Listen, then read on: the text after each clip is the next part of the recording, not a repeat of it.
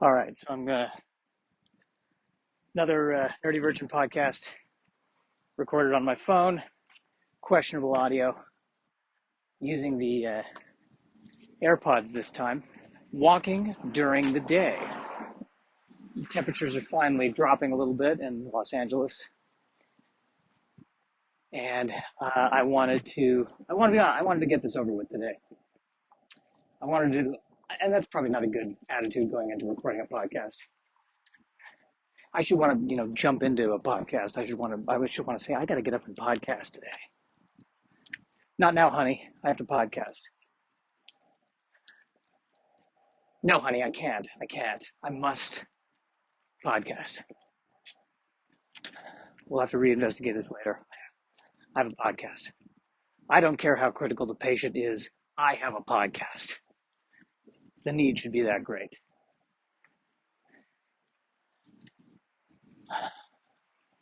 I should probably do this with another person, but I'm stubborn. I'm stubborn like this. So I'm just going to keep talking until someone cares, which could be really the theme of my entire career. I'm just going to keep talking until somebody cares. I'm dealing with, I'm still addicted to carbs, and I'm still struggling with it. And basically what I've done is I've managed to wean myself off of processed sugar, the donuts and the 7-Eleven Bear Claws. But now I'm going through, a half a loaf of whole grain bread in one sitting, and that's still not that's not good. I can tell by my intestines feeling like they're being squeezed in a vice right now. So I gotta get off these carbs. And then here's the other weird thing that happens is I never ate mangoes. Never thought to eat a mango. And then ever since I've been on this diet and I'm trying to get rid of all this bad food, and I'm eating more fruits and vegetables, suddenly I'm like, yeah, I've never tried, I haven't had a mango. I think I'll try a mango. And now I'm addicted to mangoes. And which fruit is the highest carb fruit? Mangoes. How did I find it? How did I know? I feel like if I had never even heard of a mango, somehow when I went on this diet, I would suddenly just know the word. It was like I'd wake up in the middle of the night and go, mango. I need more mango. Unbelievable. I'm doing this while walking uphill, which hopefully is not going to be too much for my body to handle. Good news is, because of the carbs and the excess gas, if I need a little push to the top, one or two well-timed farts and I'll be at the top of these Burbank Mountains in 2 shakes of a lamb's tail, which I imagine would be pretty fast because I think a lamb shakes its tail with remarkable speed, right? That's where the saying comes from. 2 shakes of a lamb's tail. Am I right? Am I correct?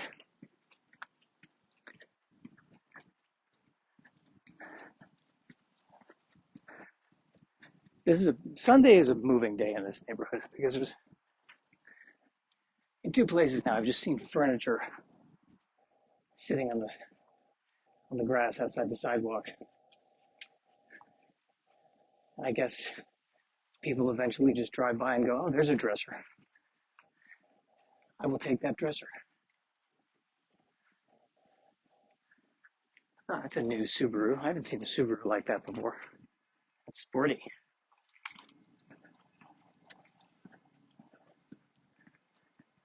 I don't think I've ever seen a Subaru like that before. Why do I feel like as I continue with this podcast, and with every successive topic, I feel like I'm getting older and older? Like at first I sounded like I was in my 40s, then my 50s. Now, oh, look at that. I haven't seen a Subaru like that since before the war.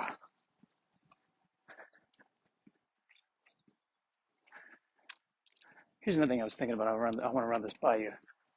I was I was 38 when the pandemic hit, and looking back on it, I think to a degree that was a lucky time because I was too young to be really freaked out about is this going to kill me, but I was too old to really miss any of those seminal life-changing activities, like all these high school kids who missed the prom, or people in college having to spend all those thousands of dollars learning on Zoom.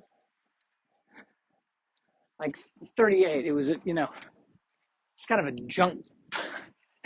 It's a junk age. Yeah, 38. That's a year I didn't need. If I had to lose any year, 38, that's fine. Not much going on.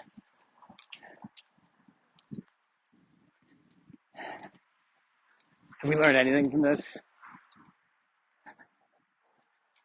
Like I Googled, are we working on a universal coronavirus?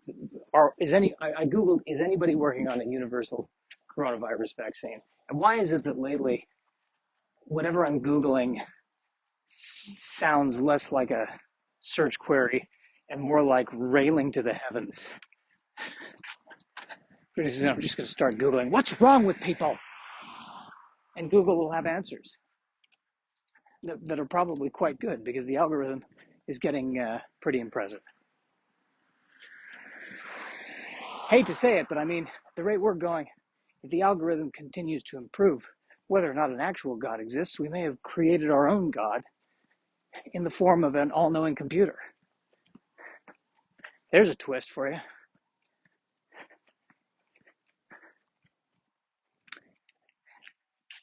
And the computer, dare I say it, might be better than the actual God. But not better so much as, maybe more qualified. Because I get the feeling that I feel like actual God's still using VHS cassettes. I have no proof to back that up. It's more of just a feeling, really. Should I really be tempting fate? Well, try to exercise. Or am I about to be struck down? Anyway, I was Googling whether or not they're working on a universal coronavirus vaccine, and apparently they are. But I don't hear anyone talking about it. And there's a part of me that's wondering if they're not really rushing on that progress because you make way more money pounding out one booster per year than you would if you created just one vaccine to nip it in the bud.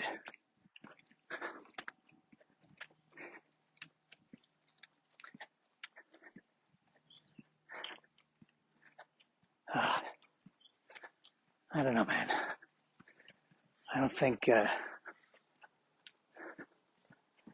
don't know where we're going.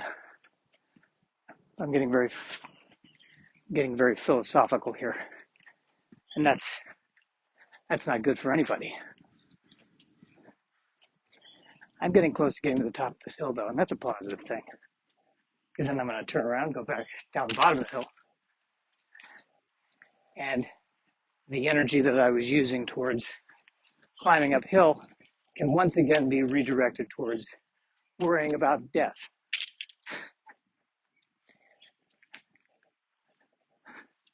Have to modulate what you're worried about at my age. Of course, anyone older than me immediately chides me if I talk about feeling old. Oh, you don't know old. You don't know what old is until you. It's like, right, you know what? I don't know what old is. I do not know what it's like to be 70. But based on what I'm seeing, looking at you, I'm not looking forward to it. And it's not like I don't believe you when you're complaining.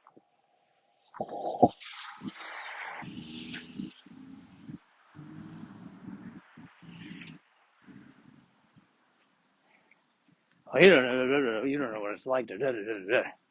Yeah, I know. I can imagine. Doesn't look pretty. Not the way you're doing it, my friend. Not the way you are doing it.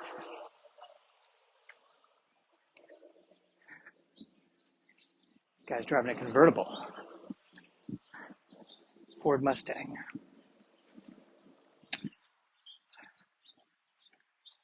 which you can call that car because it looks powerful. My car is a Honda Civic, and that's the name that it should have. Can't call my car the Honda Tyrannosaurus Rex. People would laugh at it. It would not fit the car. Now, emotionally, I can feel like it's a Tyrannosaurus Rex. I can, that can be between me and the Honda. But you can't call something a Honda Tyrannosaurus Rex. Put it on the side of the car. This is a T-Rex. And people say, why did you name it that? And you're like, because it gets good gas mileage. And they're like, what does that have to do with the T-Rex? That would just be bad advertising, bad marketing. That's what that would be. Oh, wow, walking past big Jeep. It's got a lot of mud on it. They were off-roading somewhere. That was a Jeep that's been on an adventure. My car has dirt on it, and that's a Honda that has not been washed. No adventure there, just laziness. But that Jeep, they survived something. That Jeep, they went through something that you can sit down and write it out, and bam, you've got yourself a New York Times bestseller.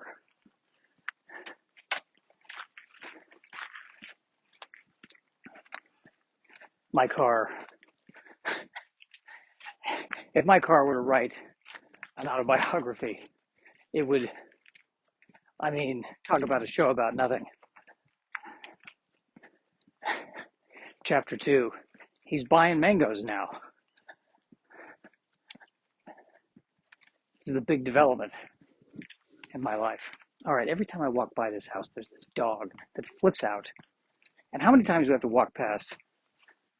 I just wish there was a way I could communicate to the dog. I'm not going to, you and I both know that you're going to win. Is it necessary? Actually, you know what? The dog used to bark. And now this last time, it kind of started to bark, but then stopped. So I think it finally knows that, oh, it's Josh. Yeah. He's no threat.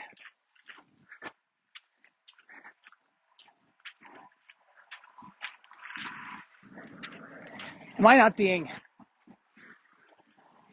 political enough? And yet every time I try to be political enough in stand-up, it never works. Or it doesn't seem to work. People don't care. People don't want to know my political opinions. Do I care? I think my problem is I see it all as terrible. I don't even think I'm saying that to pander. It's really just, I see it's all business. It's all money. That's what I see. Oh, now this is going to get really depressing. It's going to be like me having a conversation with my mother where the conversation inevitably just devolves into us spitballing how the human race is going to become extinct.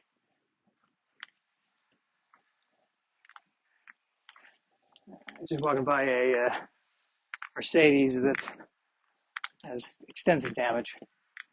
I don't even think it's drivable. That's car needs a lot of work. That car is the way I feel. And then somebody who's 70 is like, don't you talk about that. Yeah, you think that's bad. Wait till you're 70. Wait till you're 70. Wait till you God.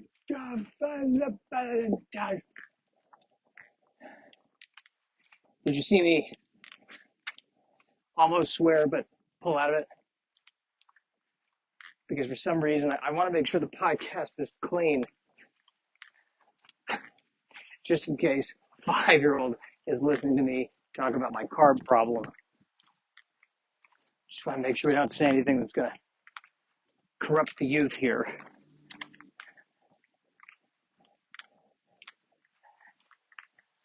And it feels like it's getting hotter out, but that could just be because I'm daring to do a little bit of an exercise, and my body just can't handle it. That could be. I really like, by the way, I think that should be the tagline for this podcast. I'm just going to keep talking until someone cares. That's fantastic. All right, here's a problem. There's something in the bottom of my shoe, like a seed or something. I can hear it as I'm walking on the pavement. It's bugging me. I could stop and dig it out, but I don't want to. So on the one hand, I'm walking. That's good. That's not lazy. But on the other hand, getting this thing out of the shoe, not doing that. So it's like laziness within not being lazy. That's what I'm dealing with on this fine Sunday afternoon. I don't know why I had the urge to suddenly try to do an Irish accent and come out sounding like a cross between Katharine Hepburn and No One Good. Oh man,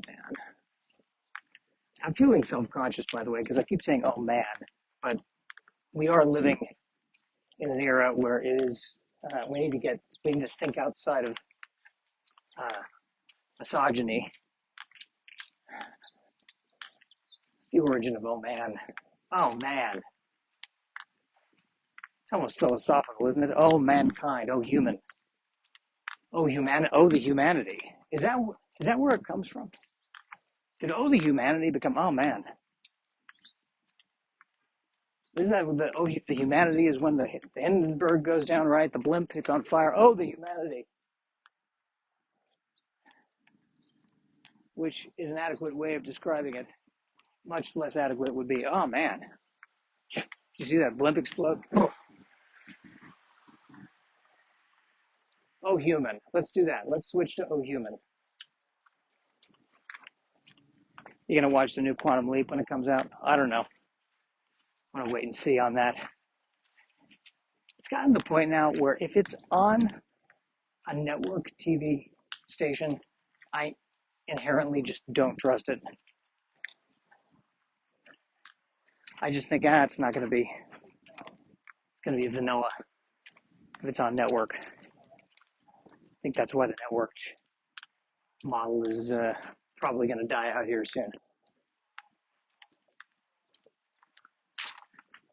New Quantum Leap. Scott Bakula's not part of it. How do you not have Scott Bakula? How do you Quantum Leap without Scott Bakula? Is it worth it to even Quantum Leap without a Scott Bakula present?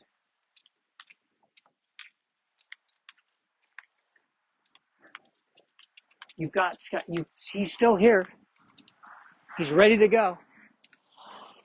And you can't get him involved. Well, no, here's what will happen. It'll premiere, and if the ratings go south, then they'll get Scott Bakula. And the ratings will do a nice bump up when Scott Bakula's on the episode, and then it'll go back down again, and then it will be canceled.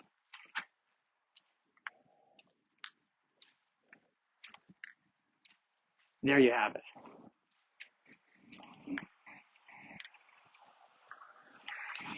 Glad to see I'm talking about the really essential things that are going on in my life.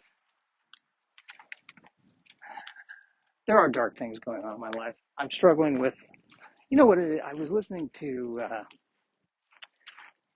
Bill Maher's podcast with Howie Mandel was on it.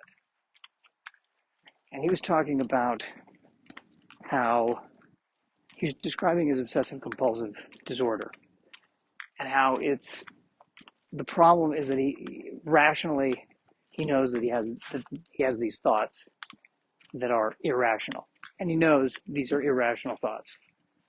If I shake someone's hand, I'm not going to die. But then there's another part of his brain that just can't let it go. And I listen to that, and you know, I've been diagnosed with mild obsessive compulsive disorder And I'd always thought, oh, well, it's mild. It's not a big deal. Yeah, I'll knock on wood when I feel nervous about something, but yeah, I can manage it. But I think that I realized that when I'm worried about something happening in my life that's not involving knocking on wood, they are obsessive and intrusive thoughts, and I can't get them to shut up. The only way for me to get them to shut up is for me to teach myself how to code. That's how I have to make myself busy. That seems to be the only way to deal with it. Maybe that's why I hate vacations. Too much time to think.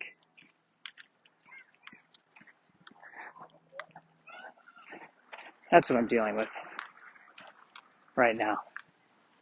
And I don't want to go into the specific thoughts right now. I mean, I'm big on vulnerability, but some of them are a little too private for me right now. And I feel ashamed that I'm not able to talk about it, or that I don't feel able to talk about it right now, because I should be able to be an open book. But you know what? There's some things where maybe I'm just not ready yet. And I hate that. I really do hate that. Well, what am I going to do about it, Josh? Am I going to complain about it, or am I going to do something about it? Good question. What am I going to do about it?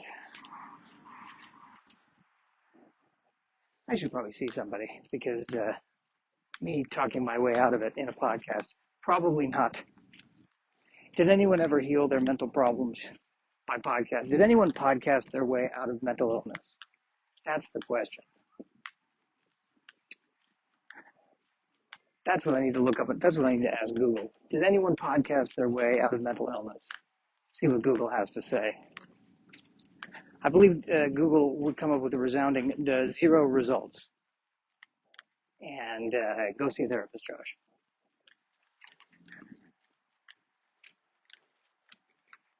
But maybe that's ultimately it's the point of all of this, it's like, the more I try to figure myself out, maybe that's how I figure out the universe. And the more I can share that, maybe that helps other people figure things out. And you pay it forward, you know what I mean? That sound right? I don't know. All right, it's been 22 minutes of this. We can't do any more. It can't be any longer than this. No one deserves. If you're still listening at the end of this, that's fantastic for you. But I need to give you a break, and that's what I'm going to do.